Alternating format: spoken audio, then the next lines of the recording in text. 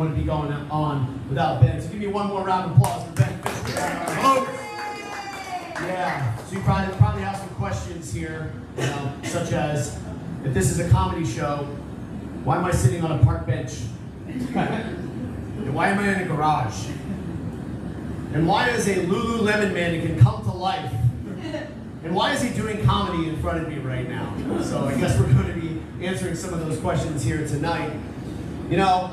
I miss the feeling of having hair, right? Like when I would have a problem, I would just stick my hands through my thick, luscious black hair and try to figure things out. Now I just got, yeah, that's what I'm working with now. So, but I looked in the mirror the other day, and I saw one long rogue hair about 1.5 inches long growing out of my forehead. I looked at it, I'm like, buddy, the war's over. We lost. Give it up. But yeah, I realized that people keep telling me that I have the perfectly shaped head for being bald. Thanks. I think I'd rather have a crater on the side of my head covered in hair than to be bald. Yeah, but I did realize that after I shaved my head, I realized that I actually could read Braille. Yeah, I touched back here and it said, missed the spot. That's weird. So I touched down here, it said, out of order. So to make sure, you laughed a little too hard at that one. So to make sure that I got everything back there and I was looking my smoothest, I got one of those no fog shade mirrors off of Amazon. And this thing worked perfectly. I was so excited I even wrote a review and left a photograph, but it was taken down because AI thought it was a dick. Do you guys see it? I mean, yeah. So my wife thought I was unreliable because I left the go bag in the driveway when she went into labor. I'm divorced, 10 months now. Now I live with 2 roommates, and these guys are total jerks.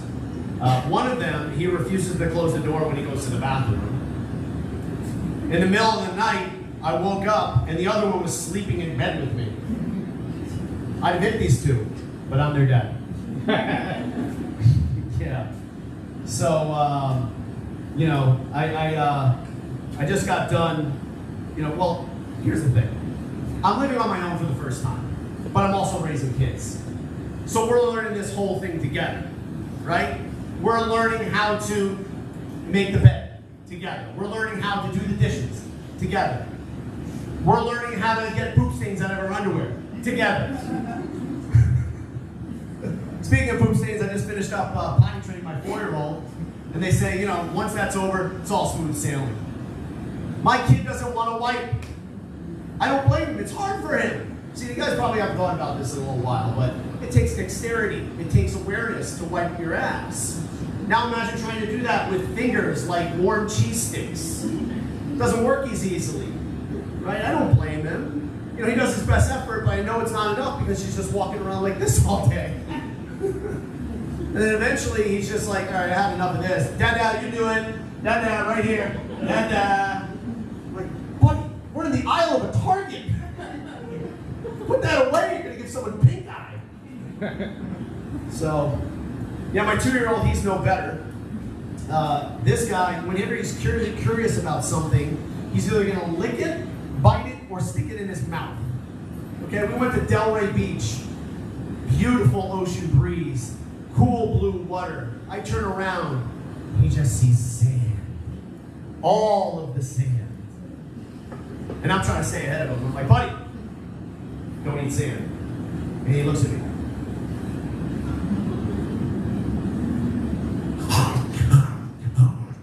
Yeah, it's all fun and games now until 4 hours later, I open up his diaper, it's the movie Doom. I'm just Paul Atreides trying to mine for spice. Fighting off the Harkonnens for intergalactic domination over my kid's butthole. I was taking a leak the other day, and one of my kids comes over and goes, Dad, when will I get a big penis? I'm like, buddy, I've been asking myself the same question for the last 30 years. But I'm trying to do my best. I'm trying to hand down all the life lessons that I have to my kids. And I think it's working. The other day, I overheard him talking to his mom. He said, "Mama, thank you so much. You're the most beautiful woman in the whole world." I was like, "Oh my God, that's so sweet." He's mastered sarcasm. Yeah. So I've had enough of kids, so I got a vasectomy. I've had enough of marriage, so I got a divorce. I had enough self-respect as a man, so I got a minivan. The minivan has tons of room, which is perfect for a single guy with nowhere to live. I'm driving around in a studio apartment that gets 18 miles to the gallon. I got to tell people that I live in Wellington. I'm parked right behind the Whole Foods. But I have to say that when I first got into it, I was like, man, I'm a single guy. I'm driving a minivan. Am I ever going to get laid again? But to my surprise, I was honest. I said, hey, I'm a single dad, I have kids, I drive a minivan. And ladies, they didn't bat an eye. Now, if you show up on your date and you're driving a minivan, a white minivan, and you don't have kids, yeah, your date isn't thinking, oh, how exciting. Your date is, have I notified my parents of my last known whereabouts? So, yeah. But the problem with the minivan was that the guy who sold it to me promised me that even with my kids' car seats in it, the seats would fold flat. And I'd be able to throw a queen-size mattress in if I was in a pinch. Now, the other day I was in there hemming and hawing for about an hour straight trying to get these things folded flat. Then it hit me. Gotta take my kids out of the car seats first. I was wondering what that sound was. So, yeah, I took inventory after everything happened with my ex, and you try to take the good and the bad, and you try to make sense of it. And one of the biggest things is that before marriage, my ex loved having sex. After marriage, sex got predictable. She knew we weren't having it. Yeah. It was like trying to seduce a magic 8-ball. Outlook, not so good. Yeah. You know, she insisted on using a vibrator in the bedroom. It'd been nice if, yeah, exactly. Would have been nice if she invited me. But, you know, she was obsessed with cleaning. She needed a clean house every single moment. But I tried to meet her halfway. I'm a nice guy. Wore a little pine salt for cologne. I'd even cosplay as Mr. Clean. No dice. No dice. Juxtapose that with my parents. Last week they celebrated their 50th wedding anniversary. 50 years my parents have been divorced. Holy moly. Yeah, give it up for those peeps. They're not here tonight, but they're somewhere bickering with each other. And I said, Dad, I'll be honest. What's gotten you through this 50 years? He goes, Sean, I'll be honest with you. I couldn't afford a divorce. Yeah, I have a complicated relationship with religion because of my parents. My dad, he practices Catholicism. My mother, she practices Judaism, and together they practice alcoholism. Yeah. My mom gets drunk and plays video games. She got a DUI in Mario Kart. Yeah. My dad goes and speaks at church twice a week, or as he calls it, AA. My dad's a man's man. He smoked Marlboro Reds for 60 years. Talk about brand loyalty, giving up your lungs for that company. But he had a triple bypass, so he switched to vaping. Now his grandkids are constantly asking me, why does Grandpa smell like mango? So,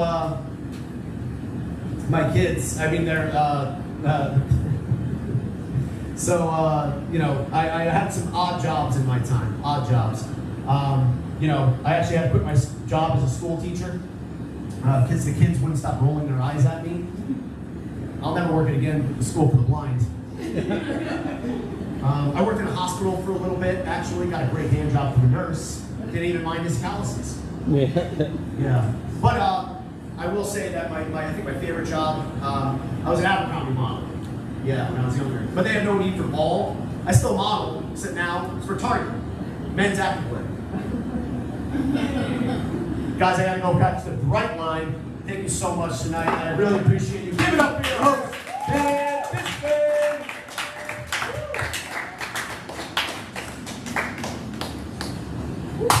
Give a shot on the flock, guys. of the year. Okay, next up.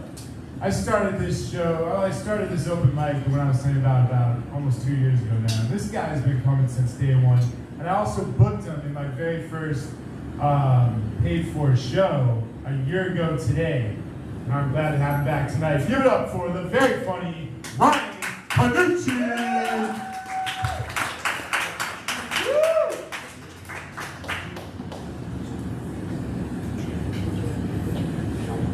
Give it up for Dr. Fishman, Dr. Ben Fishman.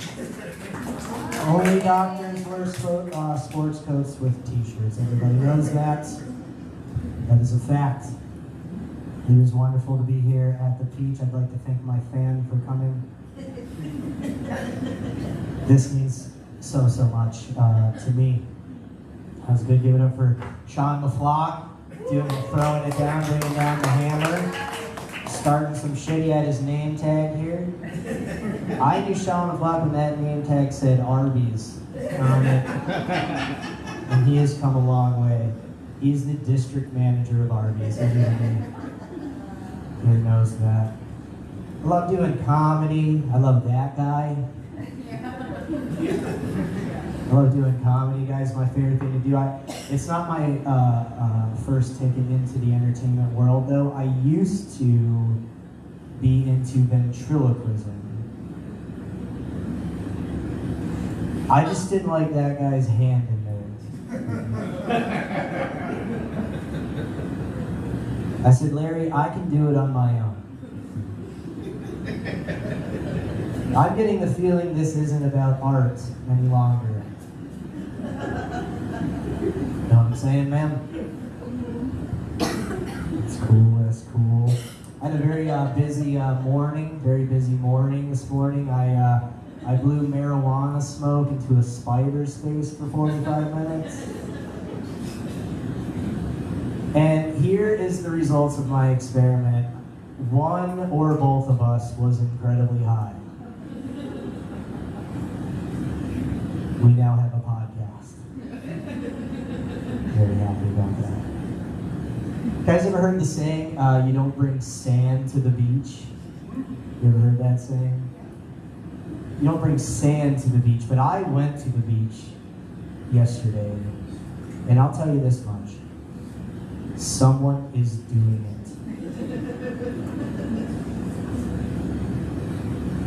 There was lots of sand there. This lady just realized that I don't do normal jokes. She's like, it's okay to laugh now.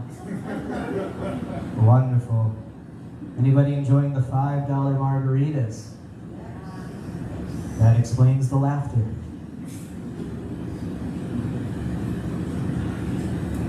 I went to famed Florida restaurant Hooters the other day. Anybody going out there, sir? You going to Hooters lately? I haven't been lately, but I like the place. Fair enough. Excellent dissertation, sir. I'm with you.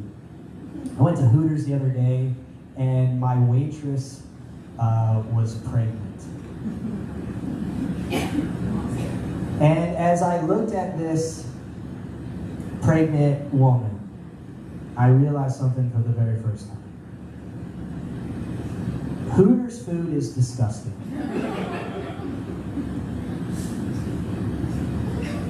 It's very surprising. Not the pregnant Hooters waitress. That's pretty obvious. I was at that same Hooters, different waitress, and I said, hey, do you have any specials? And she said, the cook's retarded.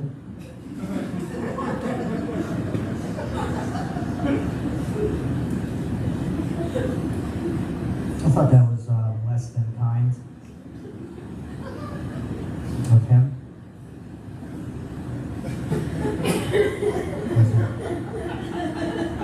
Please save your laughter till the end. I have a lot of time. I was in the park the other day, and I saw a father pitching to his son. And he said, son, what's the #1 rule of hitting? And the boy said, always smile. And the dad said, "That's right, son." And then the crazy thing is that kid got hit right in the face with the ball that I threw at him. Parents, what do we call that? That's called a teachable moment. When that kid gets out of the hospital, he's going to know. It is, in fact, keep your eye on the ball. That is called tough luck. Do you have the train? Yeah. In the comedy world, trains are called special effects. And I hope it's a real long. I hope it's carrying coal. Long box cars full of coal. That's how I describe my comedy career, actually. Is this thing turned up enough? Can you guys hear me? Is that good stage volume? It's good? Alright. Just deaf. Let's do a little crowd participation here, guys. Crowd participation. Anybody out here kinky? You looked immediately down. So it's not you. What are you into? What do you like to do best? What's your fetish? What's your kink? What is it? Yeah, you. Well, actually, we speak of the bald men. What is it? Bald men? Yeah. Have you met Sean LaFlock? I did. That's amazing. Sean, where'd he go? He left already? Oh, that's unfortunate. Think about what could have been. Bald men, that's cool. That's very interesting. There's a lot to pick from. You'll do well. What about you, Miss? What do you like to? Oh, you're going to speak on her behalf, sir? Okay, it's that kind of relationship. She likes teenage men. Teenage men. What are you, her dad? That's cool. Teenage men, that's cool. Same. That's not what I was going to say anyway. I was going to say I like someone that's funny. I will give you my email. Here's mine, guys. Here's what I like to do. I like to pleasure myself. That's it. That'd be awesome though, if it was just that easy. I like to pleasure myself at red lights.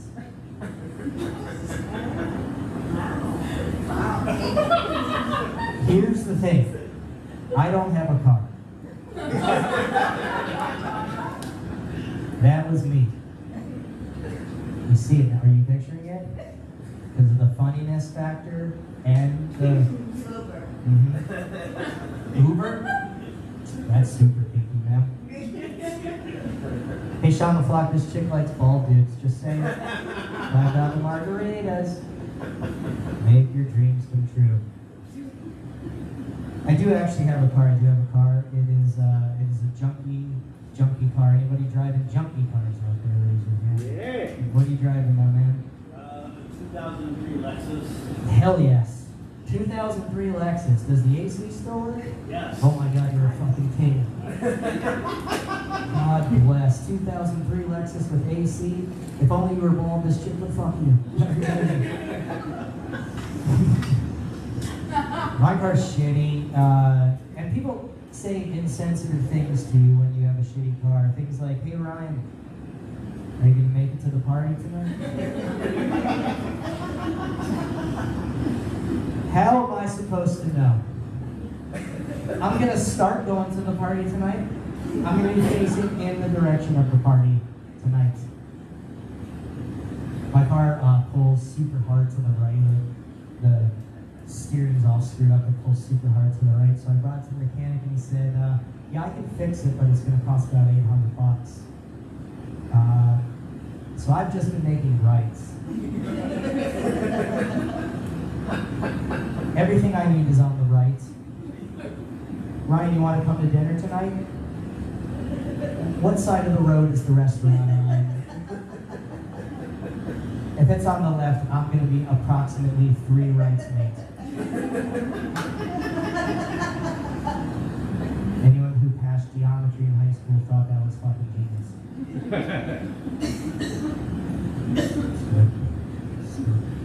This is fun. I'm having a good time. You guys having a fun time out there? Like each other. Wonderful. You guys need to get a divorce after this. I kind of feel it. Are you together? No? No? You're just sitting on a bench together? That's wonderful. Comedy Comedy brings people together. Certainly does. You guys like movies out there? Movies, guys? My favorite movie is The Karate Kid. Alright, not a lot of taste in the room. Wonderful film, The Karate Kid. If you've never seen The Karate Kid, it is a movie about a young boy who overcomes his high school bullies with the help of his building's maintenance man. Boy, that could have went either way. If you go to your building's maintenance man for help, one of two things will happen. One, you learn karate. We know this. We've seen this. Two, you get molested. That is it. That movie was one weird Miyagi touch away from being called the therapy kid.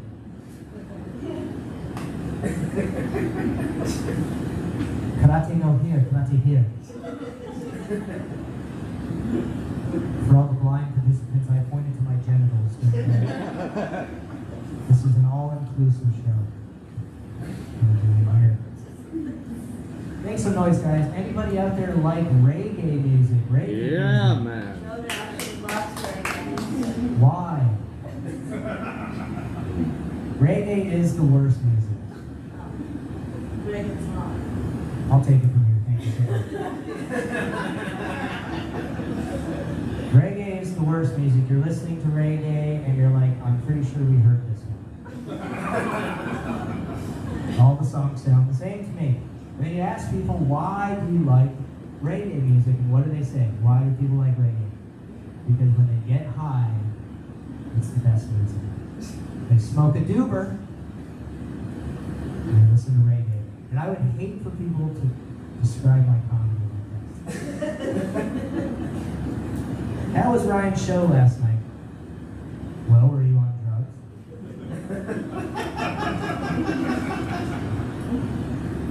If you were on drugs, it was fantastic. If you were sober, every joke kind of sounded the same, unfortunately. That's called a callback. It's a mini callback. Just write that down. Maybe you learned something tonight. I was dating a woman not too long ago, and she said, Ryan, you give off female energy. And I said, you fucking Sagittarius.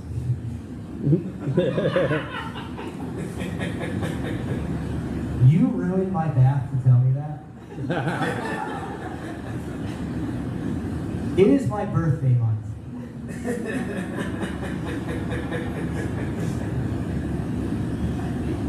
I'm not giving you your hoodie back.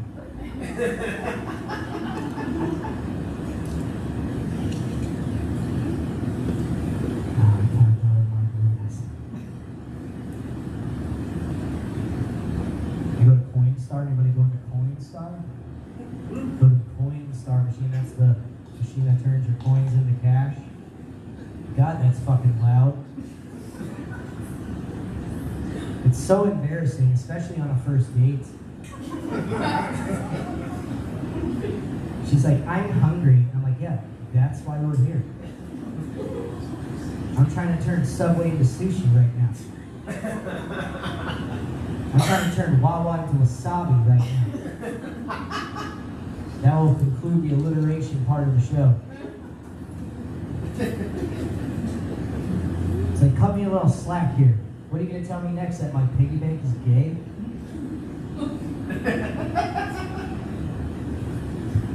I was saving up for Legos. And that is what it's like to be on a date with me. Thank you. Sometimes these are just for me. And that's okay. I was having sex with a beautiful woman, as I often do. Thank you. Thank you. Thank you, sir. Thank you. Wonderful. Dudes love that shit. I was having sex with a beautiful woman. She said, Ryan, I want you to choke me. And I said, no problem. Can we finish having sex first?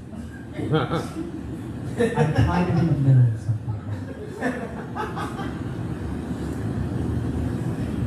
said, Ryan, I want to role play with you, role playing. And she said, I want you to break in. I want you to tie me up and do anything you want to. So I stole her television. Now, I don't pretend to understand the female libido. I have no idea how that would make her orgasm.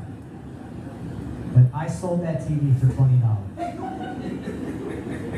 That was some of the best sex I have ever had. Hands down. Hands down. I was hitting on a girl at the bar the other day, and I said, hey, can I buy you a drink? And she gave me an attitude. She said, I don't drink alcohol. I said, whoa, relax. It doesn't have to be alcohol. I can put rupees in anything.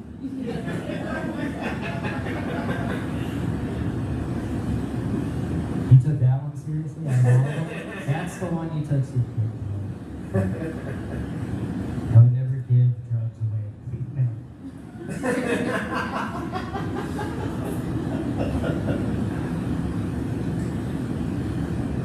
You learn things when you get older, you learn stuff. I learned this the other day. When a parent takes a baby's temperature, the thermometer is put in their butt. Did you know that? That's wild as all hell. The thermometer goes in the baby's butt, and I recall my sister, when she was a baby, suffered from many, many fevers.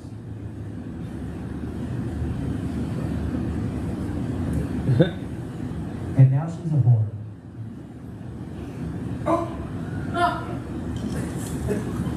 See, because the thermometer goes in her butt. The next part of the set will just be explaining all of the jokes that we just heard. So strap in. The doors are locked.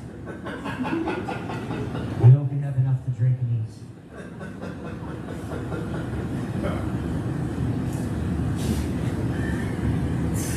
Whenever you guys are ready.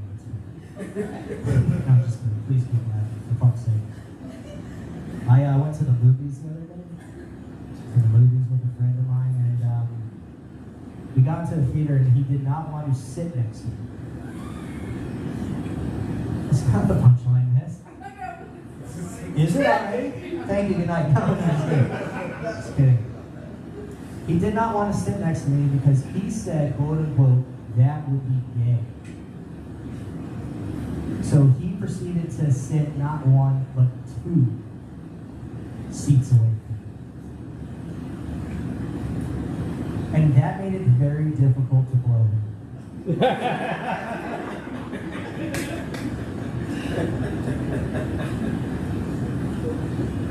And it completely ruined the movie for the couple that sat between us. You guys have been very cool. My name's Ryan.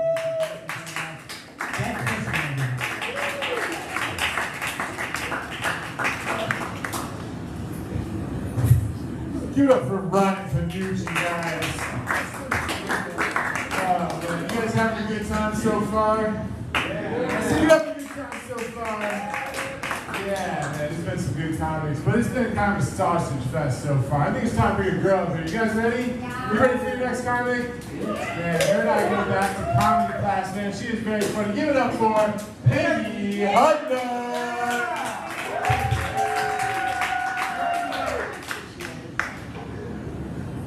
What up, Peach? Peach, where you at? Make some noise, Peach. I love being here. You know what else I love? I love having pink hair. Okay, I love it. I love being a bitch with colored hair. It lets people know from a mile away, that girl's got issues, you know? That girl might have some screws loose. I like that, because then it's like you knew what you were signing up for, you know what I mean? You knew up front what I was about. So I feel like the male equivalent of that is when a dude has a mullet. You can't be surprised when he can't read, okay?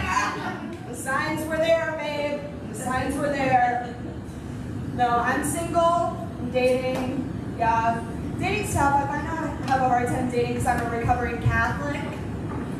Okay? And I think just because of this, I naturally have like nervous virgin energy. You know what I mean? Like I'm in my 20s and I still say private parts. It's not cute. It comes time to hook up, I'm like, let me see your bathing suit area.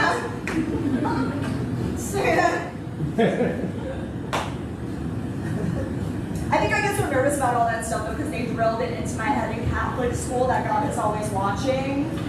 And you know, personally, I want to impress him. I do. I don't mind throwing it back for the Lord, you know.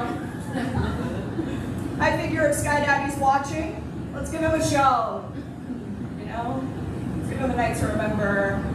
I'm on dating apps. Dating apps are so bad. Dating apps are so bad. It's so hard out there. The worst part about dating apps is that you don't learn enough about a person from their profile. You know what I mean? Like, I went out with this dude and on his profile it said that he was a personal shopper. And I was like, oh, that's actually cool as fuck. Like, I love to shop. You know, cool job, you're not behind a desk, whatever. After 2 weeks, I found out he just does DoorDash. It's like, you can do this job too. You're on a phone and a car. Download the app and clock in. It sucks.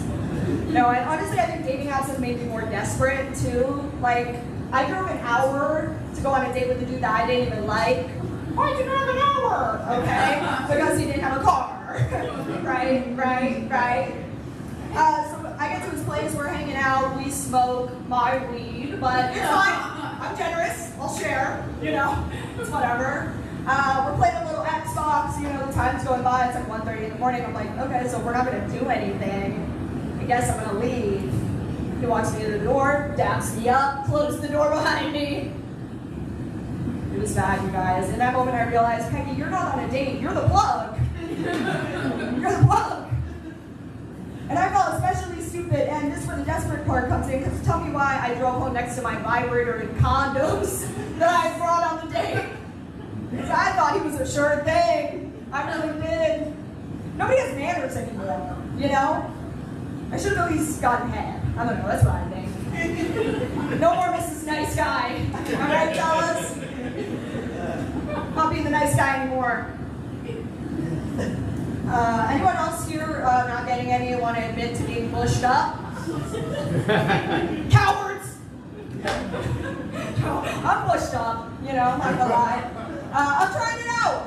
Whatever, you know, I'm trying out having a bush. But the thing is, that no one tells you is that it can grow out so long it sticks out from your pants. Okay, now you got an HR violation. It's bad. You gotta give your bush different little haircuts, you gotta trim it up, go to the salon. You know, I did this one way. Okay. The train, oh my god, what if I just got sucked up into the sky? That would be so lit. Bye! Okay, back to my bush. Yeah, so I give it different little haircuts. Okay, I tried this one where I shaved the top off and leave the bottom long. My bad. I call that mullet pussy. For the sophisticated folk, molussy. Molussy. It's a new thing. It keeps all the seasoning on the taco. It's perfect. It's not easy dating with a bush. It's not easy. You think, oh, Peggy, it's so much easier to date with a bush. No, it's not. No, it's not. Because I was supposed to go on a date with this dude to a concert. Okay, all day I'm getting ready, primping and prepping, you know. And at the last second, he bailed on me. Okay. Now, how am I going to explain to the next guy why my bush is shaved into a bass clef? This was for a special occasion. I swear. I just have to play it off like I love music. I'm like, no, I love music so much. That's why my bush is shaved into a bass clef. No. I'm supposed to go somewhere where this would have meant something. It's fucking embarrassing. I don't even want to get into a relationship though, Peach. I don't even want a boyfriend. I'm dating. I don't want a boyfriend. Because there's really only one thing that I miss about being in a stable relationship. Like my ex and I, we live together, right? And the thing that I miss and fantasize about still is playing with his flaccid wiener like a fidget spinner when I was bored. Because nobody told me those things were so floppy and stretchy. Like I literally had no idea. Okay? I'd come home after a long day at work and I'd be like, babe, drop your pants. I'm playing with this elastic dick like a cat. I'm like, it's over here, it's over here. Had that thing around, you stretch it and it snaps right back. It's so wild. The physics on the flaccid wiener is crazy. I miss that, you know, when I'm bored, stressed, I'm like, where's that thing? A little squish ball. Squish it up, pops out, it's like all gooey almost. It's wild. You know, but I also don't want to get into relationships because I'm blind to red flags. I don't see those things. That's my problem. Like, I can't trust myself. I'm a bad picker. Like, I dated this dude, and the whole time we were together, he would keep his eyes open when he would kiss. Creepy. Very creepy. And it got to the point where, like, I would just be keeping my eyes open too. Like, what?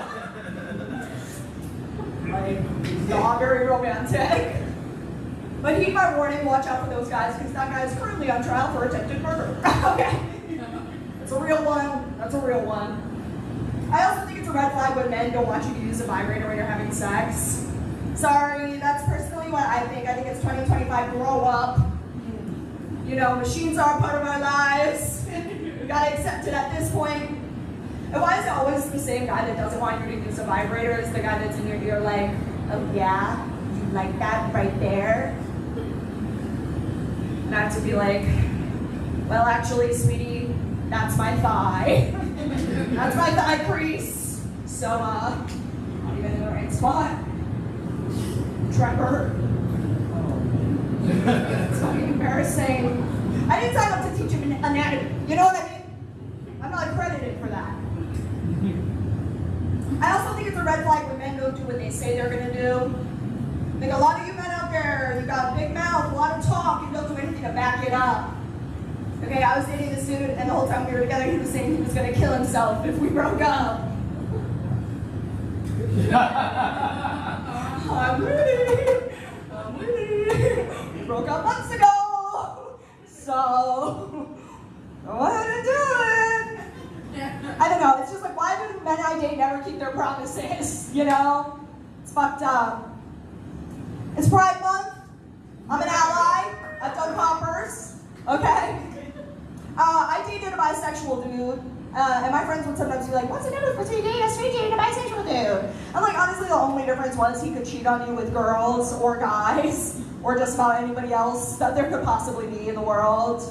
I would have to be working a double shift checking my boyfriend's Instagram to see if he's following any hot guys. I'm like, do you just want to do this gym routine or do you want to do this guy? Like, I don't know. It's a lot of work. And he would make these jokes with his friends, basically about how they were gay for each other. I think a lot of dudes do this. You know, when I see you, bro, I'm gonna kiss you on the mouth, but it's not gay.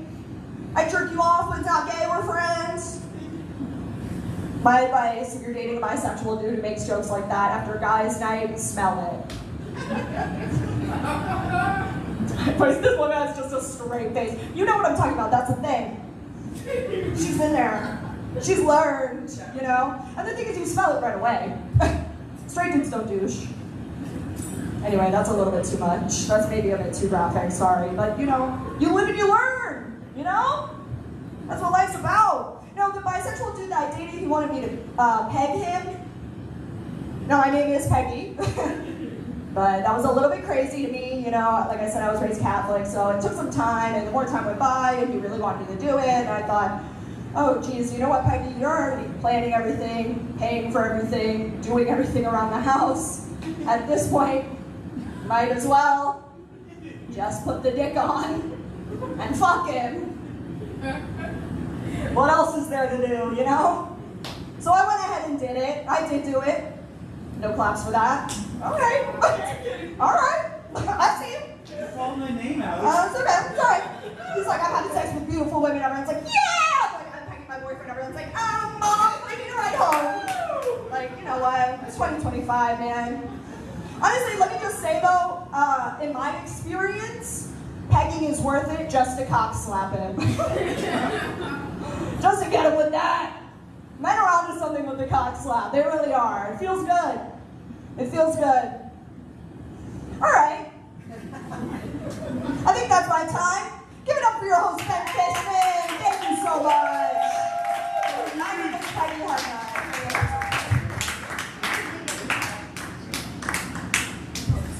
give it up for Peggy Hutton, guys. All right. We having a good time? Yeah. You ready for your headliner of the evening?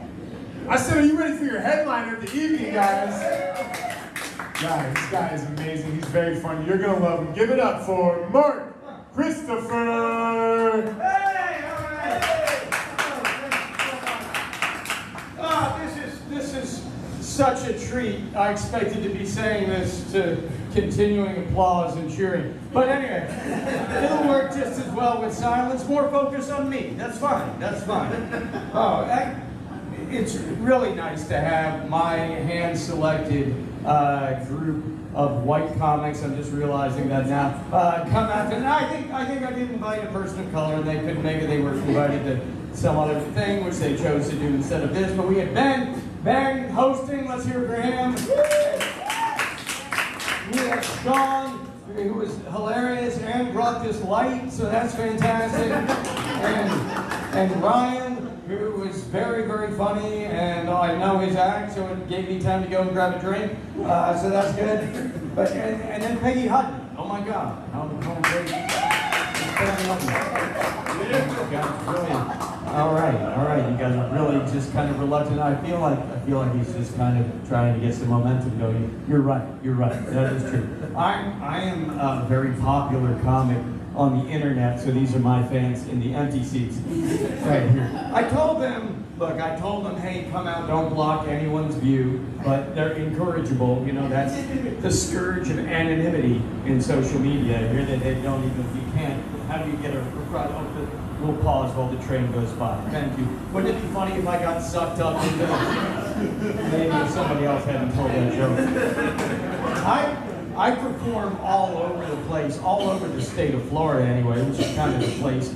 I was up at a place called The Villages recently. Some of your parents might be up there getting their freak on. I was up there for their annual Upside Down Pineapple Festival. That's how it's entertainment. It was a very cool situation. There was an old couple right up front wearing matching white outfits. Very clever. And if you haven't seen, they won't even have to change clothes. Very, very nice for them to be out. All right, how's everybody doing tonight? Everybody having fun? Everybody ready to just start with the jokes? All right, so I used to be a lawyer, but I quit to become a stand-up comedian. Yes, thank you very much. Thank you, because I always wanted to be a respectable member of society. Yes. And I always had people telling me, look, you don't belong in court, you should be on a comedy stage. These people are called judges. And so far, none of my old clients has ever come to see my act, but I am confident that if I keep this up long enough, they will eventually get released. And not all of my clients are in jail, obviously some of them got deported. Hasta la próxima. Dale. But here's the thing, okay, when you stop being a lawyer and you become a comedian, all of a sudden, my lawyer friends, they make what's called fuck you money. And so now I make what I call fuck me money. So I need to pick up what the kids call a side hustle. And when you try to apply for a day job and you have lawyer on your resume, people will say to you, oh no, you are overqualified for this position. Anybody ever hear that? You're overqualified, maybe not in this room, but it happens. You have to believe me, it happens. It's a ridiculous thing to say to a job applicant. You're overqualified. It's like, excuse me, who are you to say how lazy I'm allowed to be? Give me a chance, I'll show you how little I am prepared to do. But they don't believe me, and when has a lawyer ever told a lie? So, here's what I've had to do. I've had to scratch everything that's remotely impressive off my resume, replace it with something slightly different, right? Worked as a public defender, not anymore, worked at Publix. Passed the New York bar, never walked past a bar in New York. Graduated from Florida State University. Actually, that one could stay. When you're old, you're never overqualified. Do we have any graduates of lousy universities in the house? Okay. I'll get you out of here in time for your night shift. Don't worry. Plenty of time to fry those chicken strips. Organize your sausage, whatever. I don't know what's involved. I never had to do a thing like that. That's good. I did try to move into a less expensive office, okay, but I got kicked out after only 30 days. It was the longest I've ever managed to stay in an escape room. Right before they figured it out. I don't know why more people don't do this with the rents where they are. My buddy Dave was like, oh, Mark, that place. I got out of there in 40 minutes because I'm a genius. I'm like, genius, Dave. I paid $40 for a full month's rent. And that was before the Groupon. You see, Dave, you suffer from the problem a lot of men have. When they think too much, they finish too soon. In the escape room world, we call that premature evacuation. Wordplay. There'll be more. Don't worry. Because you missed that one. I am a much better comedian than I ever was a lawyer. And that's not surprising. I mean, a lot of people don't hit their stride until their second career. We hear very little about the accomplishments of Jesus of Nazareth in the field of carpentry. You don't walk into somebody's house, oh, Midge, I love the new dining room set, thank you. It's a Jesus. Oh, is that why it seats 12 but only on one side of the table? Are those dovetail joints? Obviously. I mean, he's not going to use nails, is he? I think that whole second career bit deserves much, much more. Hey, Comedy Jedi, laugh or laugh not, there is no clap, okay? Here we go, do you feel the momentum building? You feel it building. That's why your arms are crossed. You're just trying to hold in all of the energy. All right. So, here we go. Now, I was raised up north in a little town. Actually, no, it's not even going to work because I was raised in Pompano Beach, Florida. And you woo, got a woo over here. Is that your woo? All right. You got a woo from the Paloma drinker over here. Now, look, back me up on this. Even maybe Pompano more than any place else is changing. Like so many young LGBTQ people have moved into my neighborhood. The church in my corner closed up and effed off to a different part of town. Yeah, I had no idea you could gay away the prey. God is great, but high property value is even greater. So every time I see that old hardware store that's now a fancy brunch place, I say, thank you, Adam and Steve. Well, because that's what the homophobes used to say, right? It's Adam and Eve, not Adam and Steve. You might have said this or something. I don't buy the whole Adam and Eve thing. I think it's all BS. I read the Bible, everything comes in threes. You got three wise men, Jesus, Mary, and Joseph, and then the Garden of Eden. It's just Adam and Eve. I don't think so. I think they cut somebody out of the story, and drachmas to donuts, I bet it was Steve. So I say put him back in, that way you got Adam and Eve for the straights, Adam and Steve for the gays, and then it's even Steven, you know, for the swingers. Eve's not going to keep her hands off Steven, lady couldn't even resist fruit. You guys are doing well. To appreciate that joke, you have to be accepting of the gay community, but also read the Bible. We're threading a needle. And if you're offended by that gesture, I probably lost you a long time ago. I can make it better. I can make it worse. Okay. Come on, Trevor, laugh. I know you're here. Well, it was Trevor, wasn't it? It was Trevor. All right. I pick up on everything. Now, okay. I moved into Pompano about 10 years ago, right before Halloween. First year I was there, I got like 8 trick-or-treaters to my door. The year after that, I got 4, and then the next year, 0. So clearly, I figured out the dosage. I'm teasing, I don't even believe in giving kids candy. Let me rephrase, I don't believe the terms of my parole allow me to give kids candy for Halloween. Here's what everyone's upset about in the year 2024, though. It's offensive Halloween costumes. My little niece goes to this prep school. And last year before Halloween, my sister gets an email. Here are the costumes we don't want to see the little darlings wear in this enlightened day and age. Can't be a devil anymore. Scares the younger kids. Can't be a priest. Scares the older kids. Here's the one that gives me no witches. Apparently witches freak out the rich kids. Did you know that? Well, they've never seen a white woman use a broom. Or make homemade soup. Cauldron joke. What is that? Okay, that joke's about wealthy white people being out of touch. Thank you for being vicariously offended on behalf of people of color. They're not the target. You guys are. So I can do some. Look, I was out a couple of weeks ago, and I had a few too many beverages, and I let curiosity get the best of me, and I touched a black woman's hair. Yeah, that would get your ass kicked. Thank God she wasn't wearing it.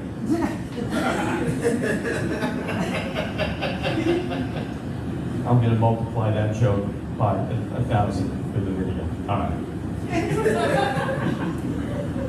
We're doing that. Good. I'm glad. Everybody having a fun time? Everybody's asking. All right. So what was I talking about? Oh yeah, man. I travel all over the place for comedy. I don't know if you guys are aware of this, but a lot of comedians perform on boats. Like famous ones will be on Royal Caribbean, less famous maybe Carnival. And I spent a couple weeks with what are they called? Somali pirates. Yeah, they don't like wordplay, kind of like you guys, but good folks. Good folks. I was in Georgia doing comedy. I was very nervous to perform in Georgia. I thought, ooh, they might hate some of my jokes, but I was wrong. They hated all of them. Here's the deal. So I'm going up to Georgia, right? I had an economy class ticket on Spirit Airlines, but I got upgraded. They kicked me off the plane. It cost me 10,000 miles, but sometimes you have to treat yourself, you know? I figured out something, though, that I think is going to be monetizable. I don't have the energy, plus my career. Come on, maybe you guys can do it. You know those little masks? They're not connected to anything. That's a little secret from the Johnson administration. We're going to hook them up to anesthesia. Right? Sell anesthesia on the airplane. All of a sudden, that screaming baby, now a sleeping baby. You're going on a business trip, bang, power nap, you arrive fresh, you close that deal play. Best of all, you're going cross country, elective surgery. Yeah, go to sleep in New York, wake up in LA with a smaller nose. Thank you, doc. Let's do my tits on the way back. Could backfire. You see somebody with a fucked up face, what happened to you? Turbulence.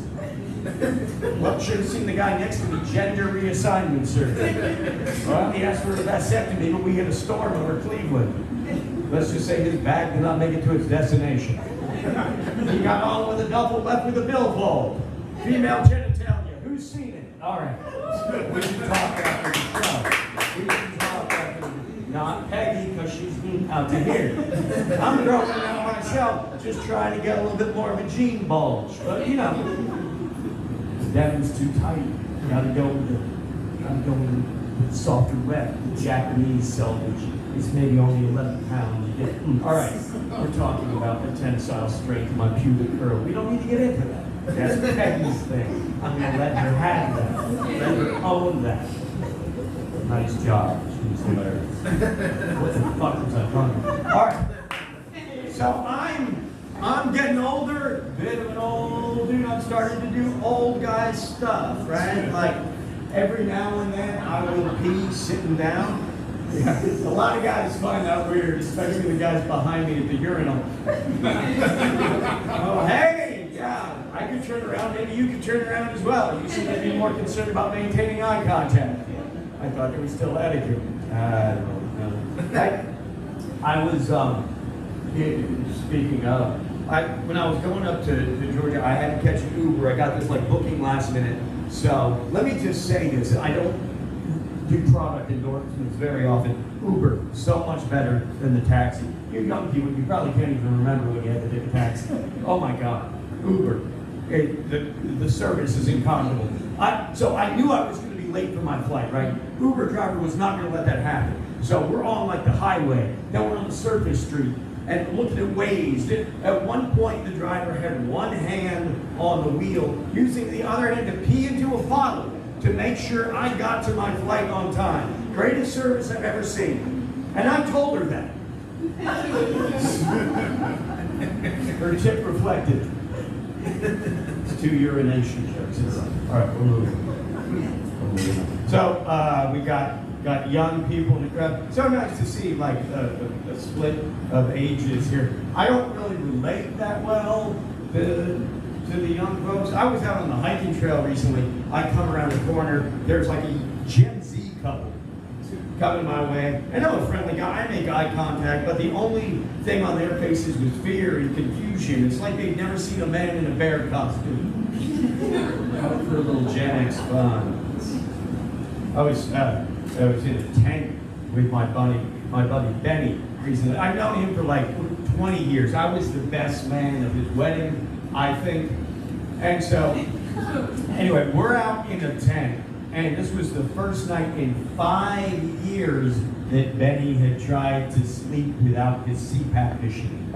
So all night long, he stops breathing, and then he starts again, and then he stops breathing, and then he starts again. I swear to you, he would have died if I had stronger hands.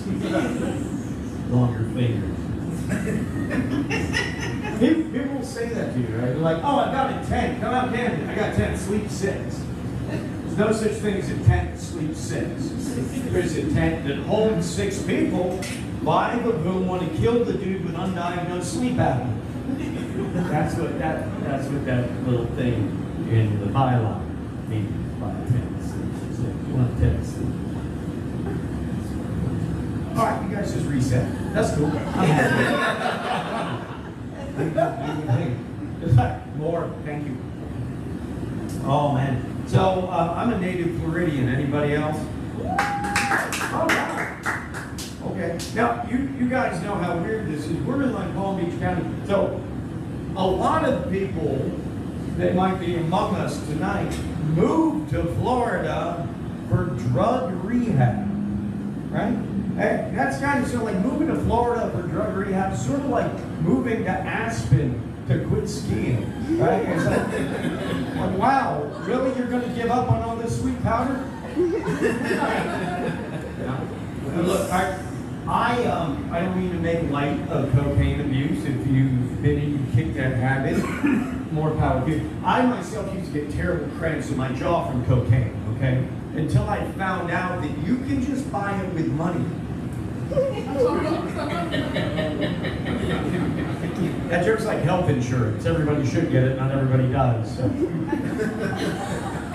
But here's the true story. When I was still working as a lawyer, one time HR came around to my office and they said, you know, Mark, we test for drugs, and 2 months ago you popped for cocaine.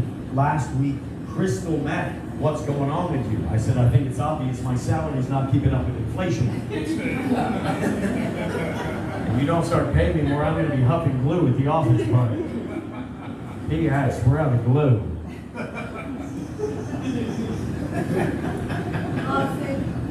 What? What was that? Huffing. Huffing. That's what we used to say. Is it like an old-timey term, or are you a non-native? What would the problem? How do the kids ingest glue? It's just a word I haven't used in a long Huffing. And probably it's just a drug you haven't ingested in a long time. I don't think there's a whole lot of new like verbal technology being brought to the consumption of model airplane glue. But I might be wrong. I come on stage always willing to be corrected at low volume and with low energy. It doesn't necessarily help this show, but hey, if it helps the next one, I'm willing to suffer the slings and arrows of outrageous fortune, provided someone sends a drink up to the stage. That's just a hint. Now, I'm glad to see everybody drinking here tonight. I was out with some friends a couple weeks ago, and they invited me out to a bar, and when I got there, they said, surprise! And I'm like, ooh, right? Maybe it's like early birthday or something. And I said, what's the surprise? They said, oh, you're our designated driver. Like, yeah, that's not how you use the word surprise. Right? You don't put it before bad shit. That's why hospitals don't use it, right? Hey, Mark, remember that symptom I said was probably nothing? Surprise. Yes. That's why we do the test. So anyways, like, surprise, you're our designated driver. So they're hanging out all night, having a great time. I spent that entire night in the corner by myself. Yeah, so they couldn't see me drink. End of the night, they're like, hey, we think you should pay for the Uber, right? I'm like, no, because I would happily drive you guys home right now. Yeah. Look, you got 2 ways to carry me to my car. This is why we invited you to a bar. We didn't think you'd be drinking. I said, surprise. How does it feel when someone else uses it in the inappropriate manner? So yeah, I'm a Gen Xer, but I started going to school way back in the 1970s. And when I first started going, when I first started going to school, right, everybody was obsessed with this one, maybe the coolest news story ever to drop. They had just discovered this dude named Hiro Onoda. You don't know the name, but you'll remember the story when I tell it to you. Hiro Onoda was a Japanese dude who was discovered in 1974 hiding in a jungle in the Philippines where he had been for 30 years with no human contact because he did not know that Japan had lost World War II. True story. You've heard that, right? Yeah. And this always like blew my mind that someone would not realize that like their side had lost the war as the entire rest of the world moved on. And then I visited South Carolina. I say visited, I should probably say sped through, you know. They did pull me over. They're like, you have Florida tags? I said, yes, officer. He said, what part are you from? I said, Fort Lauderdale. He said, oh, a Yankee. I'm like, pretty much. They said, do you have drugs in the car? I said, no. He said, what are you doing here? I said, I'm a stand-up comedian. He said, oh, so the drugs are in your bloodstream. I said, pretty much. And he made me get out of the car. He said, I want you to stand on one foot, close your eyes, and count to 10. I said, all right, 1 Massachusetts, 2 Massachusetts, 3. He goes, boy, what are you doing? I said, don't you know that's how Yankees count? Mississippi, Massachusetts, same number of syllables. He's like, people like me prefer Mississippi. I said, no offense, but Mississippi prefers people like you. He said, boy, I'm going to take you to hell and back. I said, it's going to be a short trip. We're already in South Carolina. I like that story. I think it's a good one. It was well worth the jail time.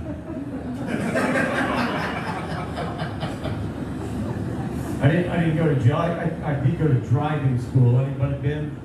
That used to be a thing. I don't seem to meet too many people. Everybody's like, hey, I got my comedy tickets. I can afford the points on my license.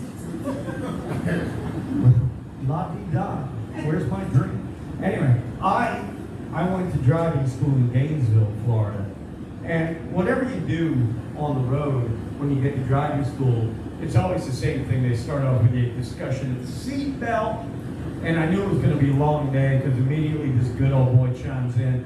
I don't wear a seatbelt. I will never wear a seatbelt. I don't like the feeling of that strap across my shoulder. I couldn't resist asking him, how do you think you like the feeling of that windshield across your face? He said, oh, I know it hurts. I've been through twice. And then he went right back to teaching the class. He said, if you enjoy my pedagogical style, I do a sunrise yoga on Wednesday. I said, is that Bikram? He said, no, Chow Curry and I, we had a falling out over the proper hip position, tree pose, and I've sort of been a vinyasa man ever since. I said, do you have any opinion on when a comedian should end a joke? He said, well, some people will tell you that when the audience stops laughing, you should be done. But I say that as an artist, sometimes you have to walk for an hour in the darkness just to stand for a few seconds in the light. And I said, wow, this guy's insightful. I should hit pedestrians more often. And I do. I travel around a lot. Before I came up to perform for you guys, I had to load up on supplies. I went to a place, not bragging, I know you guys got money, throw it to the Dollar Tree.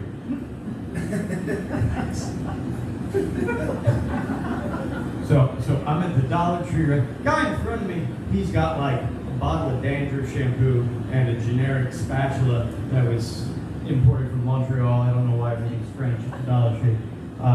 But he's paying with a $100 bill. Yeah. Everybody's like rolling their eyes. Even Ben Franklin is like, God damn. I have been inside some fancy French brothels. I've been rolled into a tube and stuffed up some nostrils, but I never thought I would see the inside. Anyway. So the lady in front of me, or the lady at the register, does a very cool thing. She pulls out a counterfeit detection pen. You know how these work, right? Basically, you swipe it, and if the ink turns black, means you have a counterfeit bill. And if the ink remains clear, it means you should not be in the Dollar Tree. So she does her thing, and then she looks up with a face full of rage and says, "This is fake." And the guy who's trying to pay with $100, that hamster starts spinning in the wheel, and he has no idea. But finally, he just panics and runs out of the store as the girl turns to me and says, "Actually, the pen is fake." I'm like, what did you just do? She's like, "Well, I mean, it's the one we sell at the Dollar Tree. So maybe it's fake, maybe it's real, maybe it's only good for Ecuadorian currency. I don't know. But I do know it's a fun trick to play when some dude tries to pay with a $100 bill and empty my register, buying 2 items. I said, well, how often do they just run out of the store? She's like, about 3 times out of 4. I said, young lady, you may have just committed a crime, but you have definitely just sold yourself a pen. Give me. And then I pulled out a $5 bill and I thought, oh, I don't want that whole pen thing. So I'm like, I will just pay with quarters, 5 of them, because the Dollar Tree is now a little bit more than a Dollar Tree. Reminded. All right. My inflation joke. Yeah, okay. No, just don't get upset with me because of politics. I'm not telling you one about the other guy. All right. So, does everybody remember this? A couple months ago, TikTok shut down. And then Donald Trump made one of his Donald Trump phone calls, and 12 hours later, TikTok was back online. So, as a Floridian, I have a question. Does Donald Trump know about Pornhub? Because that's been down since the beginning of the year. And no, not like a porn feed or anything, but like not being able to get porn in Florida. It's like not being able to get porn in Iowa. It's like, what do you mean we can't get it? We're the ones who make it. This is where it comes from. What's a cinematographer supposed to do? All right, action. You guys know the rules. I'm not allowed to look. Tell me when you're done, we put it in the can, we send it off to Iowa. Good Lord. That train is very interesting. I feel like in a Wes Anderson film, there would be a car that comes down. Like Act 3, and then there'd be the sound of the train. Has anyone seen the Phoenician scheme yet? Not yet? I wasn't gonna. I didn't have to follow up with that. You know how Andy Kaufman, like one day he was doing a show and he was like, "Hey, let's all go out and get ice cream." I felt like, "Hey, let's go to an 11:45 show at the Phoenician scheme." And I could offer that, and then I wouldn't have to like pony up any money because it's certainly not playing anywhere within 50 kilometers. All right. I'm so fucking liberal. I'm using metric. This is just crazy. I try to hide my political leanings, but it's just not going to work. That was just. All right, I'm back.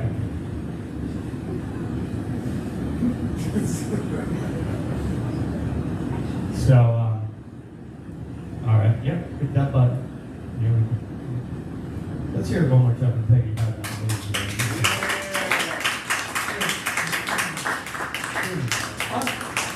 I mean, I know I can do this. I'm just basically here to decide if you are a good audience so I can recommend you to other comedians. I don't know. Yeah, it should be obvious at this point that that's what's happening. Wordplay, C-. Like rolling laughter, needs work. Wes Anderson, minimal acceptance. I was at a party recently. I got stuck talking to someone who's gluten intolerant. For those of you who aren't aware, gluten intolerance is a condition where the human body is completely incapable of making normal conversation. What is that where it's like what you're intolerant of is the only thing you can talk about? Like, I'm going to show up to the next party. Yeah, is anybody here college football intolerant? Maybe a more pretentious room, a little like Asian film intolerant. I'm well-rounded. I'm single. I prefer the politically correct term unspoused. Good. I was talking to a lady. She's 420 friendly, which was very cool. Because at my age, it's tough to meet a woman who's cool with that exact credit score. She had black fingernails. I don't know if anybody else is into that, but I love a gal who's clumsy with a hammer. Showed me a birdhouse. Now, okay, I used to be in a relationship when COVID hit. My girlfriend had just moved into my house, and I was used to being single, right? Now all of a sudden, you have this huge privacy issue. Right? Was anybody else like in a relationship, living with someone during COVID? Clap it up. Yeah, no? Okay. Yeah? What? And did the relationship survive? Okay. Congratulations. Did you like not even talk before COVID? So it was like, didn't really matter? Had a kid. You had a kid. That's not responsive, but that's fine. No, well, okay, so here's the thing. So I'm used to being a single guy, and I suspected that my girlfriend was like looking at my search history online. Okay, so I did a little test, right? One day, I opened my laptop up on the kitchen table, and I Googled how to dispose of a 100-pound body clip. And sure enough, the next day she confronted me, hey, Mark, who's the skinny bitch? I'm like, hey, I was just checking to see if you were paying attention, and clearly you were not. Who was the skinny bitch? In the end, it's just a harmless grammar joke. Grammar. American politics pretty much comes down to grammar. Like, if you're a conservative, then the thing you're most concerned about is kids go to school and they change from masculine pronouns to feminine pronouns. But if you're a liberal, the thing you're most concerned about is kids go to school and they change from present tense to past tense. You see, the other one, you thought it was something bad, it was just a grammar joke. That one, you thought it was a grammar joke, you wanted to think about something bad. All right, we're not going to do that. Segue. So, okay, what are we talking about? Talking about relationships. Okay, so the most important thing in a relationship is compromise, right? So I was going out with my ex, whom I just mentioned, and she wanted to get plastic surgery, right? She wanted to have a little bit more up top. And I said, no, yours are the perfect size. So we compromised. She got a third one.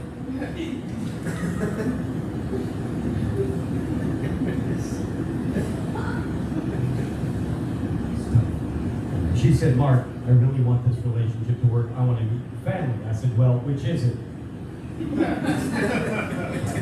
Because look, my family, I've got very, very liberal people on one side and very, very conservative people on the other. Let me tell you about, I'm the type of dad I think my father always wanted to be. I don't have kids. Well, it's true. Once when I was a little boy, bolt of lightning struck the big oak in our backyard, and my father said, lightning never strikes the same place twice. Then he moved my swing to a different tree. But I was always very happy when I could outsmart my dad. Get this. One time, okay, I stole one cigarette from his pack, right? And he caught me smoking. He did what every 1970s dad used to do, dump the whole pack out in front of me and said, oh, you're enjoying that one? I'm gonna watch you take them all. So I did some thinking, and the next day I stole $1 from his wallet. You know, under the rules of the game, dumped the whole wallet out in front of me. I had enough money to buy my own cigarette. 2 packs, and thanks to that, I was building up a tolerance. But My dad and I, we had trust issues. Was he a bad dad because he used to say that he would come to my football games, but he never did? Or was I a bad kid for lying about being on the team? All I know is we avoided each other for years until last game of my senior year, we wound up drinking in the same bar. I'm like, shouldn't you be watching? He's like, shouldn't you be playing? He's like, fair enough, this round's on me. I'm like, they're all on you, I'm using your money. I've been paying with a credit card that fell out of your wallet during that last joke. He's like, that's a bit early for a callback. I'm like, what the hell, I break the rules. So anyway, I was talking about my family, all right? My mother, my mother's German, my father's French, so they used to fight, but it was over real quick. The Germans laughed at that joke, the French resisted. But my father's family, very, very liberal. My grandfather famously said, if my fellow man be thirsty, let him take the first sip from my cup. And that has been our family motto ever since Jonestown. Second poisoning joke. But my mother's family, very, very conservative. They're the type of people, if you just mention the name of the 44th president, they scream it back at you with the middle name thrown in. Oh, you mean Barack Hussein Obama. So I just started pretending that Hussein was the H in Jesus H. Christ. Yeah, they say, praise Jesus. I say, you mean Jesus Hussein Christ? They say, that's not his middle name. I'd say, prove it. They'd say, how? I'd say, I'd take a birth certificate. I don't know, but look, it would be fun if we had Jesus' birth certificate. Like, look at that. Hussein's not really his middle name, but you know what Joseph was, his real father? The Lord give it, the Lord take it away. I don't get offended by the religious, just, I don't really care what you believe. The only thing I don't like is when people act like the stories in their books are literally true. Like, how do you believe that one guy put 2 leopards and 2 tigers and 2 lions on a boat? If you've ever driven a cat to the vet, because I know, like, once a year it comes time for Princess Fluffington's appointment, my cat, my name, I give her a little fancy B-side of her ketamine. Does she slip into a nice peaceful K-hole? No, nonetheless, K stands for Kitty Kill Comedian. And I show up at the vet, backseat of my car, looks like that scene from Pulp Fiction. I'm a pint low on blood. You really don't want to show up at the vet and even get topped off from their supply. You guys did well with that one. That's a tough one. All right, well, don't worry, folks. The exit is in sight. I am going to do a Michaela Maroney dismount. Olympic trials, not Olympic games. It's the one where she nailed it, got like a 997 from all the judges. No one could ever believe it. Not where she like muffed the landing and got the silver. All right. Not fans of golf? Okay, got it. You never know what you're going to find here at West Palm Beach. Thank you guys for coming out, by the way. Woo! This is like the coolest little art space, and it's a great treat to be able to come stretch my legs. Here, speaking of, I perform all over the place. I was at a club in Albuquerque, New Mexico. Not every place treats comedians as well as they do here. I walked in a green room at this club in Albuquerque. Oh my God. There were no like beverages. It was just like a bottle of moonshine and a broken shot glass. And TV, no sir, but there is a 200-gallon tank with a rattlesnake fighting a mongoose. Okay, I've been doing this a long time. That was the first club that actually read my rider. Walked in the next day. There's a dude sitting there, no legs, like below mid-thigh.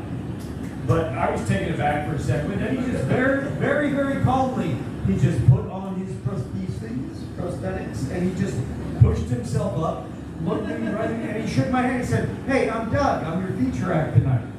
And it was the coolest thing ever. For that moment, we were just 2 comedians standing eye to eye, nose to nose, and it really got me thinking, like, Why would a guy with fake legs choose to be 5'9"? Yeah, because if that ever happened to me, I can tell you one thing. Like, they asked, how tall were you before the accident? Not as tall as you're going to make me. First impression's very important. That's why I went to Turkey and got more hair.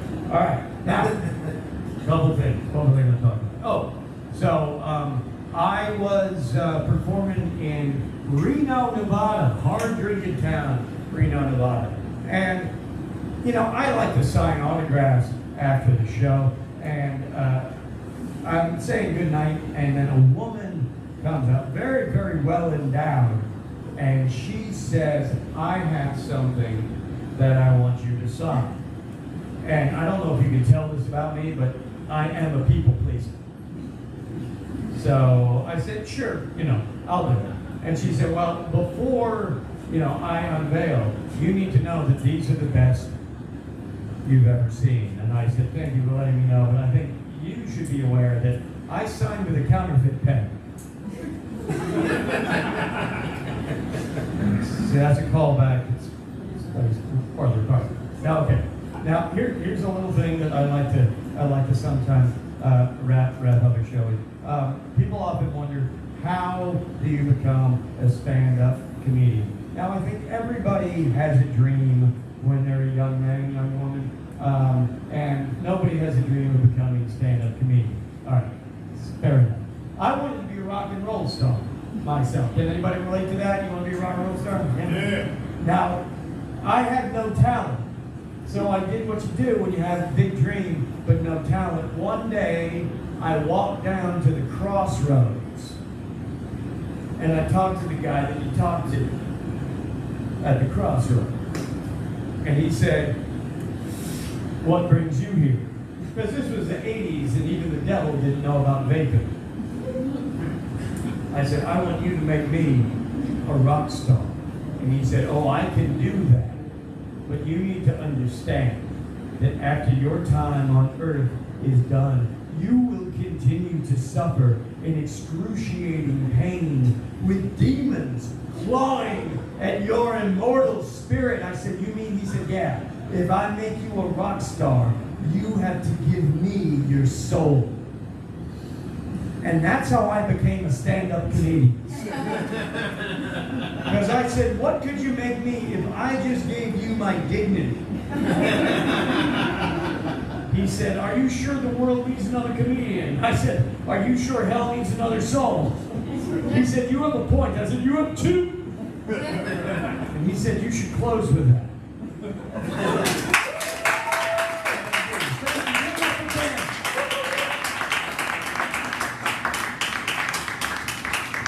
Give it up your headliner, Mark Christopher, guys. Thank you so much for coming out. That is our show. We'll be back next week. I have headliner Sarah Moore. Guys, we're here every Monday at 8 o'clock. We do an open mic. Any of you can sign up. If you've ever thought about doing comedy, come here, get on the list. You get up, you got 5 minutes, you can do whatever you want. And if you want help with your jokes, at 7 o'clock, we do a writer's room, and we will actually give you some feedback and help you write a few things. So. And if you like this shirt right here, like we got it here, we got them on sale, all sizes right here, $15. Come see me after the show. But thank you for coming out. Clap it up for your community. Clap up for yourself. Make sure you close out enough to do though. Thanks for coming out. Get home safe.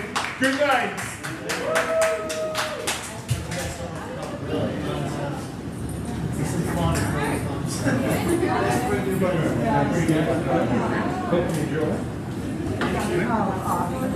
Thank you. Really awesome. Yeah, good show, good show. I'm laughing at Thank you very much for coming out. Appreciate it.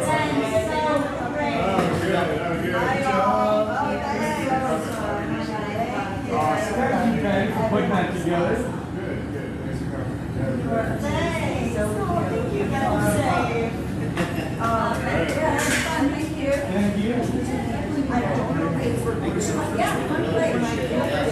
was a black screen, and then I printed it, and I did it before, and then I did it again, so I think I'll have the last 30 Whatever I've got. I mean, it's not obviously nothing's going to churn on whether I have that. It's not going to be Right. I do that all the time. Particularly when I recorded you and I recorded Ryan, and then like a lot of times between the pushing the button at the beginning, I might miss one because I stopped and started. And then, no. I mean, if I got 25 minutes and not 25 When we sell out, I'll take some. I had my phone going too. No, yeah, I saw that. That was good. Oh, thank you. Hey. Hey, you guys did. It's like You it's all guys did employment. great. No, it's fun. So it wasn't a big crowd, but I think it was a solid spot. We had a big crowd. I mean, we had like, you know, they stayed the whole time. They were standing, You want a stage that just in case you need to make a quick cut, you can stick it. Yeah. So I landed my joke. Don't want to tear an ACL. Hey, guys, this is Ben's show, but I also like selected you guys. So thank you all for doing it. Thank you all for not bailing last minute, as you know people do. And thank you. You were all tight and professional. Probably more so than I was. That's what we do. you could have full headlines. I would have had to do all my jokes twice. And now, No, let's get a picture. Someone get a picture. Let's Let's get a picture. Why not? Go ahead. We can do it Let's tomorrow, get but a I big think picture. I'm not gonna bail on you. we're not going to bail on me. Come on, We're let's gonna go. go back, but we can all.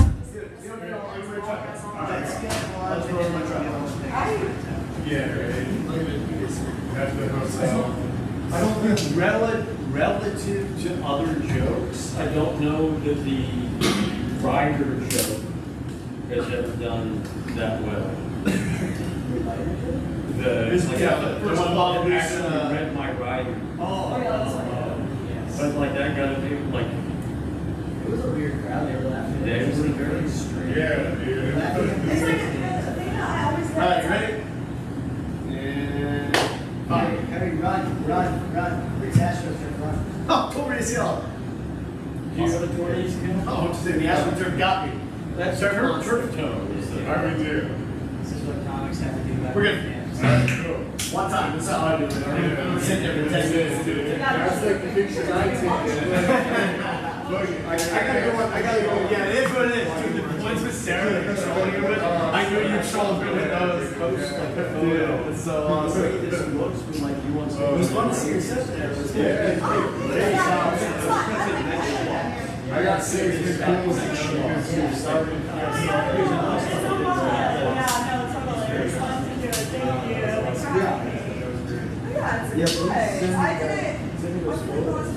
Oh, go ahead. Yeah. I'll sit here with it. I appreciate it. Thank you again.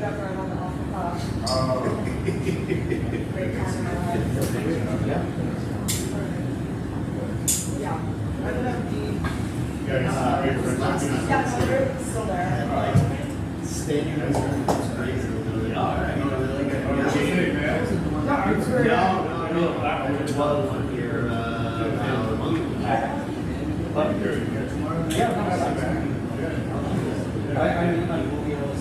I'm eager to see what this football looks like because I always want to see, you know,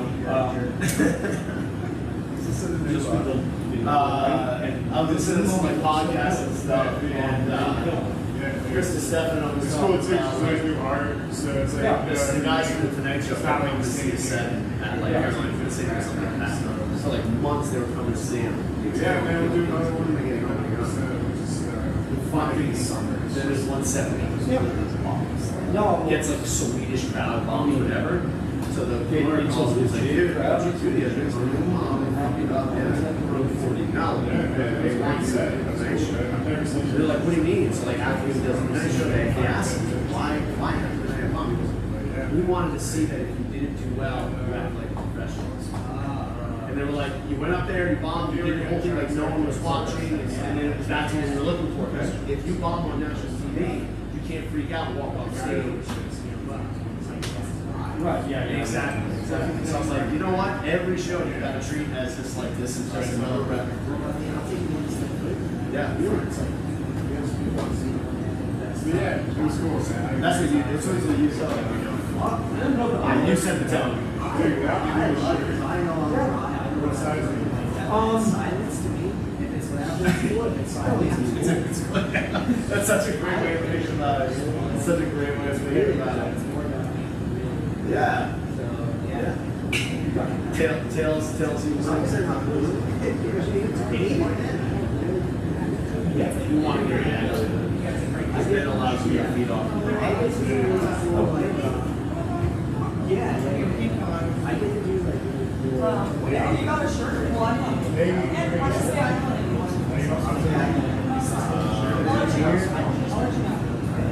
Yeah, no, I mean, the funny thing is, I'll take one. It's across the road here. I was gonna say Speed, you're gonna say speed? I was gonna say Monday. One of those Mondays.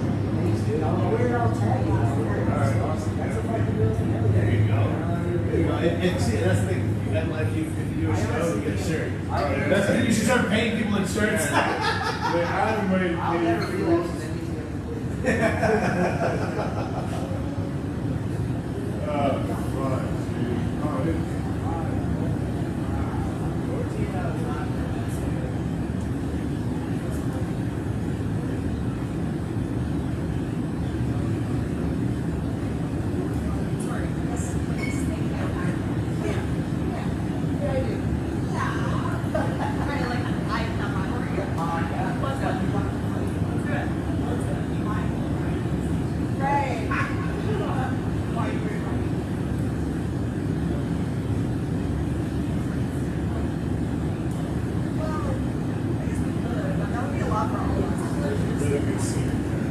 That's awesome. Yeah, they have like, they have one of the more famous comedy shows. The one that's basically, Yeah. it's in the basement. What was it called? Comedy Zone, I Yes. believe. Yeah, I tried to perform there, but I did get on it.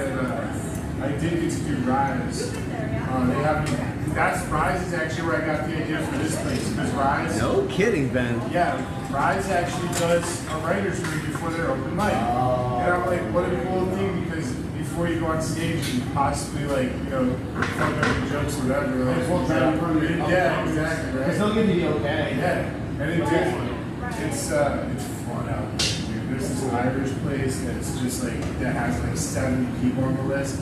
But like, if you suck, they cut you.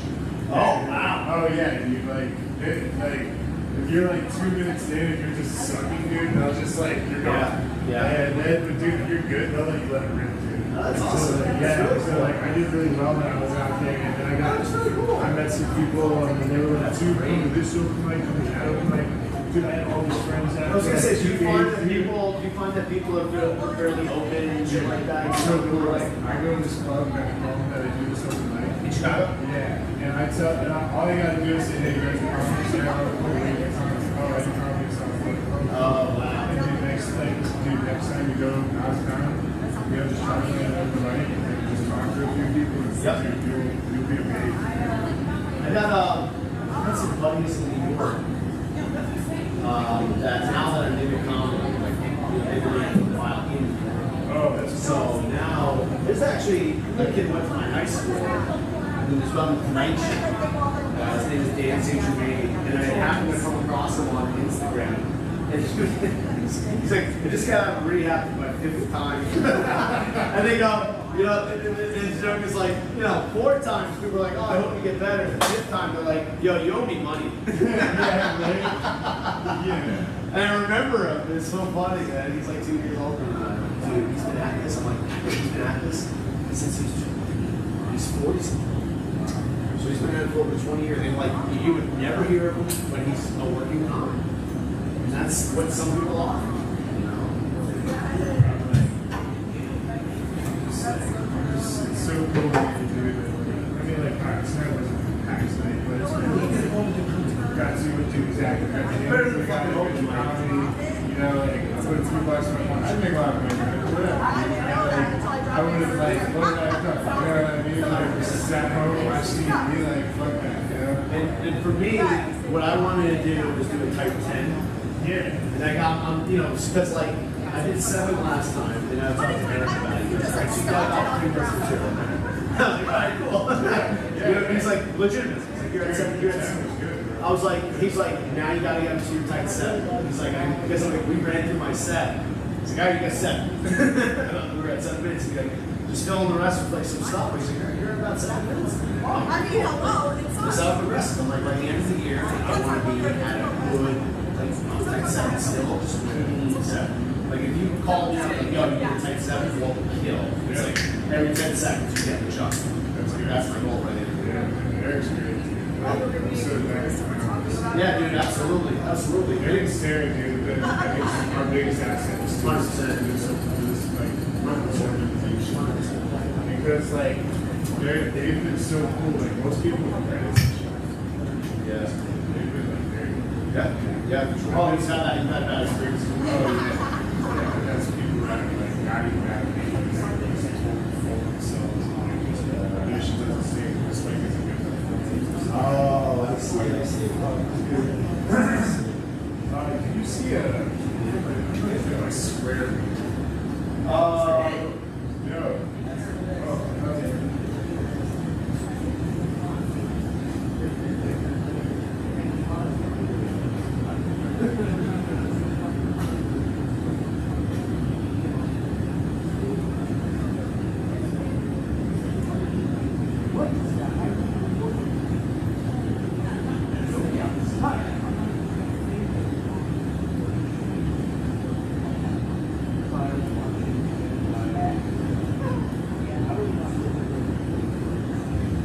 Sometimes I think like, can I watch this on a plane? But also I don't give a fuck. It's well on the plane. It's gonna work today. No, I'm just and it's also like if you're a big guy running, so no, I don't find that. You're ridiculous in my opinion.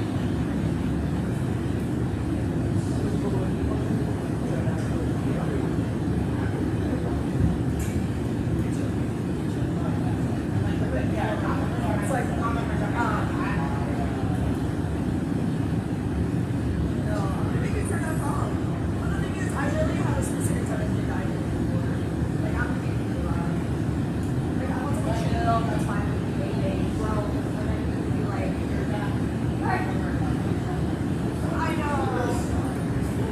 Yeah, it's really cool. Like,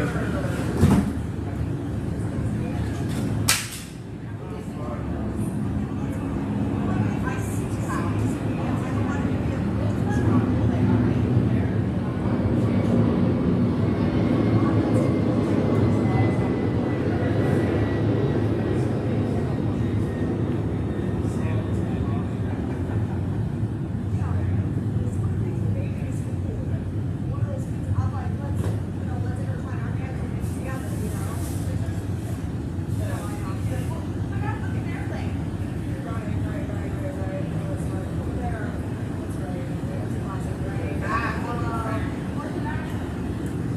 Right.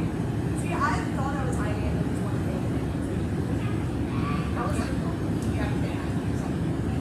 like, I was like, okay, first of all, you're a loser. You're a loser.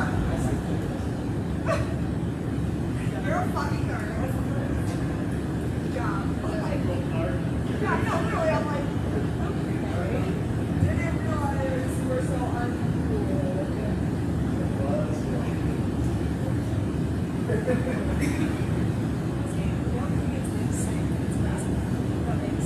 It's like a, I don't know, like a flashy fun thing. I mean, actually, me and Peter were just looking at this the other day.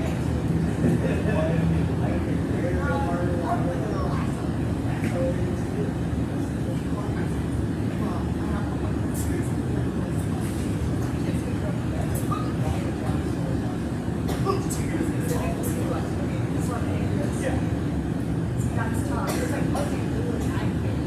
you don't like cheats everything?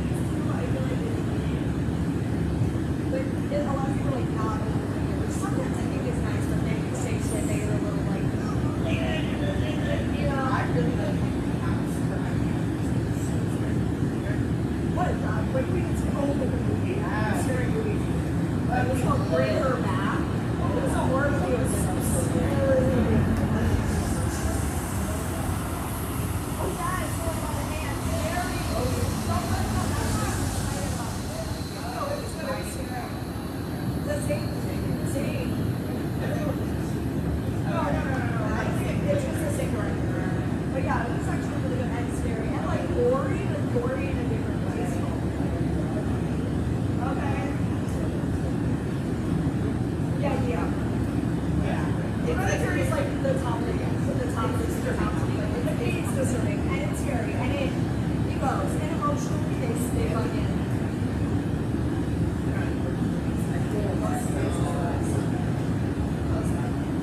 Yeah, no.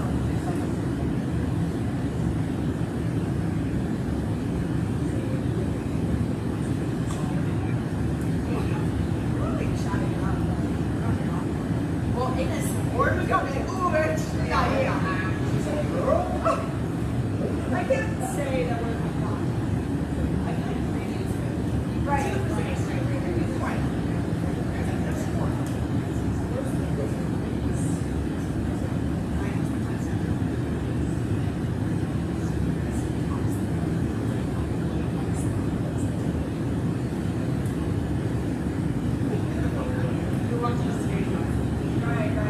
It's like, no. We pretty much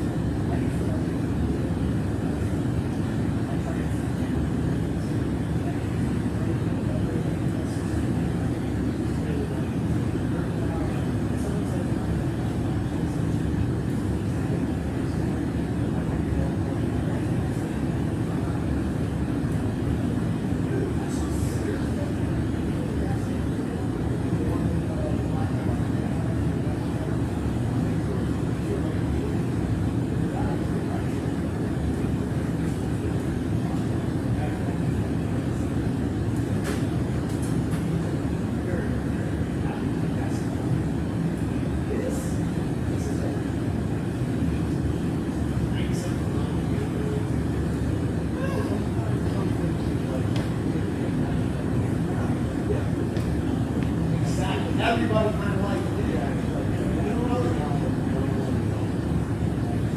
Exactly. You know what it was? As I was watching this movie, I go, I love this movie when it was Dustin Hoffman. Quentin Tarantino movie, but like, I like that is what this is supposed to be. Because that's what we do. Teach characters, characters.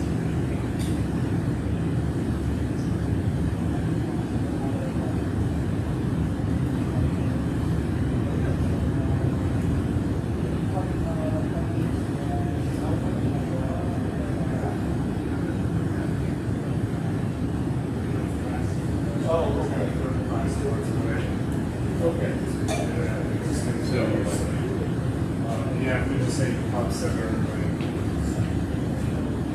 Dude, I don't know. It's so weird. I have a white card reader. It's round. It's got like a round base. And I don't know where I put it. I took away this big credit card reader. Yeah, it's a square one, but I have it like in this tattoo that makes it kind of like big and chunky. Like I don't know.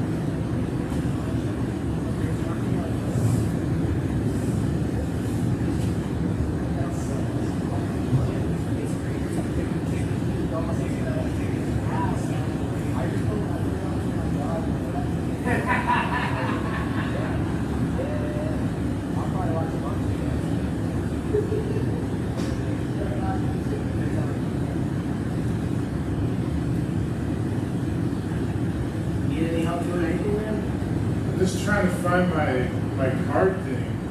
What is it? It's like this little round like pod. It's where you take like card payments on. So it's like a square. Like a reader or something? Yeah, like Did anyone buy anything? it's in the bar? connected. No, it's connected right now, so it's got the in here. Oh, okay. Yeah, I just put it down somewhere in a weird spot. Or, And it's not outside, maybe? look, I gotta look. Here's the bracelet. Nice. It's a good score. Oh, all right, we got a big old stone. Oh, okay. That looked nice on me. Good score. It's in here somewhere. I just